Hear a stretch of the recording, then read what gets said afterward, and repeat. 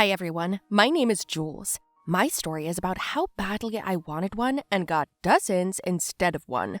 How is that possible? I'll tell you all about it in a moment. My unremarkable looks have always ruined my life. The guys I dried up on didn't pay any attention to me.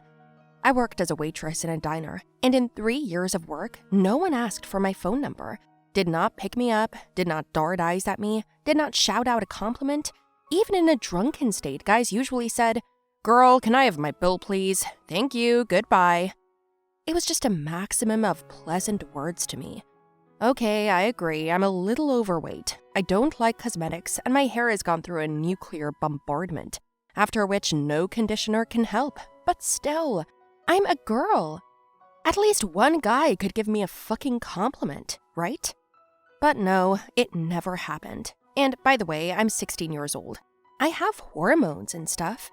I've got a bunch of girlfriends who've had 3 affairs.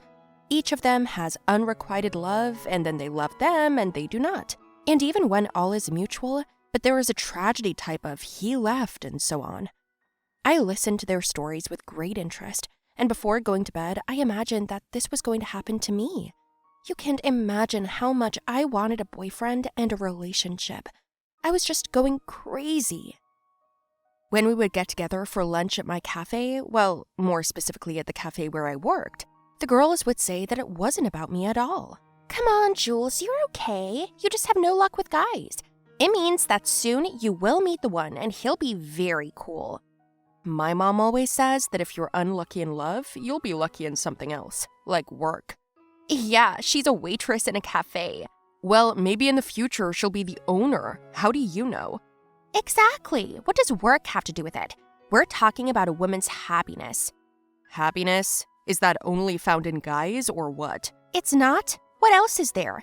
Everyone wants a family, kids in the future. We're 16. What kind of family? The biggest and the most beautiful.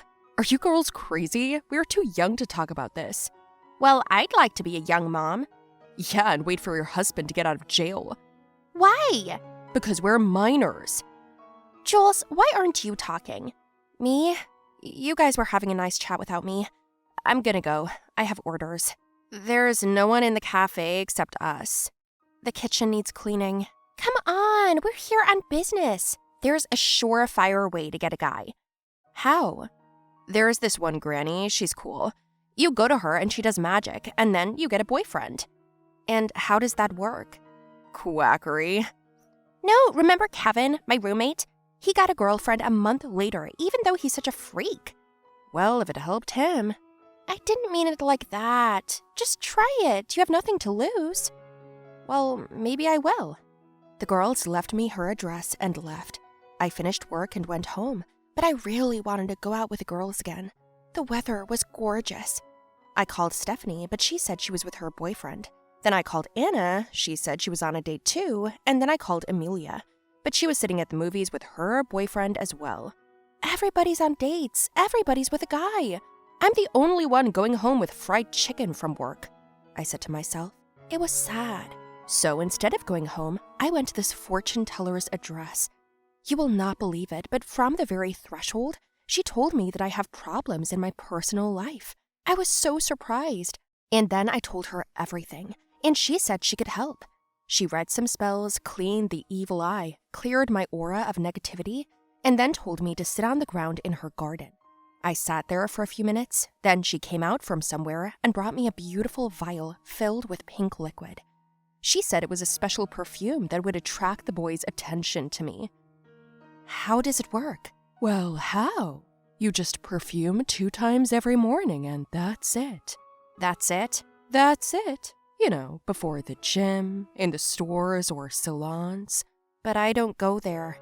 And you should. There's a lot of potential guys there. I see them. Well, if you say so. How much do I owe you? How much do you have? All I've got on me is some fried chicken. Is that okay? I'll take cash. Is it crispy?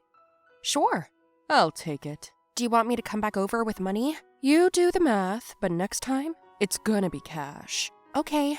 I left her, and the very next day I went and bought a membership to the gym, hired a trainer, and began to work out intensely. The fortune teller said I could meet a nice guy on a run, so I started running in the mornings and evenings. Because it was hard for me to run for a long time, I started eating less and eating lighter foods. I didn't have time to see my friends anymore, so I tried to spend more and more time on myself. Besides the gym, I also started going to beauty salons where I got my hair done, and it started looking really cool. Additionally, there I was looking at other women who were already experienced in relationships. They told stories that I loved to listen to and draw conclusions from. I perfumed every day, learned how to wear makeup and work out, plus I worked. It was a good thing I was on school break, but no one was there. I was already getting indignant, like, where are my boyfriends? I went out one day after work and went shopping. I bought myself new clothes for my mood because the old ones were too big. I lost 15 kilos in a month and got slim. I wore a tight dress below the knees with an open neckline and went to the parking lot, but even there no one paid attention to me. Then I got mad and decided to go back to that fortune teller. As I was backing out of the parking lot, I accidentally hit someone's car. A guy came out and he was very angry. On my heels, I ran up to him and apologized. Then he suddenly froze, held out his hand, and said, Anthony. "What?" That's my name. Anthony. "Jules, nice to meet you. I'm sorry, I was in a hurry and I didn't see your car." That's okay, it's my fault. I parked in the wrong spot. "But you're just in the parking lot." Yeah, my bad. Well, okay. I'll pay for the repairs." It's not a big deal. Why don't we grab a coffee? Are you in a hurry? And then I realized this was a sign. I went on a date with him to a coffee shop. We had such a great time. He turned out to be a photographer, took pictures of me all night, and in the morning sent me new photos by email. Yes! The perfume worked! Yes!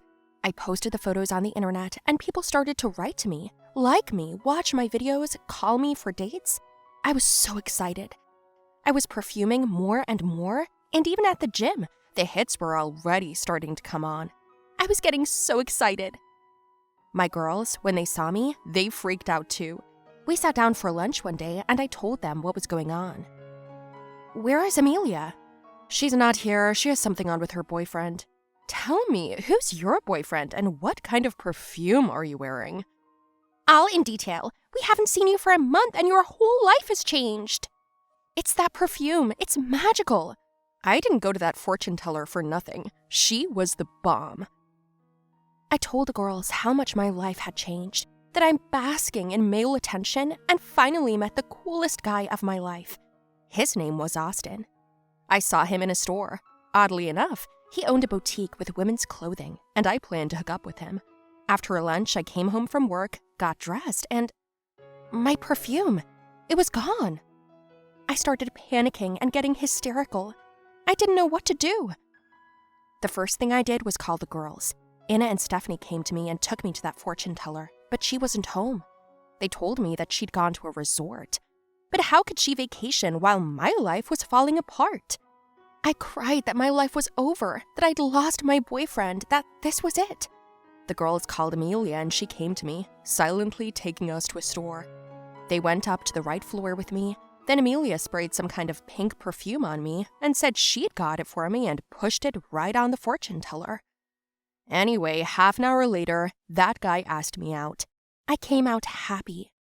"Thank you. If it wasn't for you, where did you get it from?" Did you seriously believe the perfume helped you? "Yeah, you're the one who sent me to that fortune teller." She didn't help you. You helped yourself. She had nothing to do with it. What are you saying? What else did you do besides use the perfume? Nothing. Are you sure? Who lost weight because they exercised? Who whitened their teeth and got a makeover and a haircut? Who changed their style? The perfume. Do you really understand what that fortune teller was driving at? And we all froze. I never really thought about it. Because you should be listening to yourself, not other people. What do you mean? You're looking for the easiest way out. It's not about perfume. We just gave her eau de toilette, and that fortune teller poured some perfume into some water, and that's it. Oh man, I wasn't thinking. So all along, it's about you, girl. You're finally taking care of yourself, and that's why you're getting boyfriends. Anyway, now my crush and I are going out. I've been going to fortune tellers more, but I haven't stopped working out either. I realized that if you want to change something in your life, you have to start with a main thing, with yourself.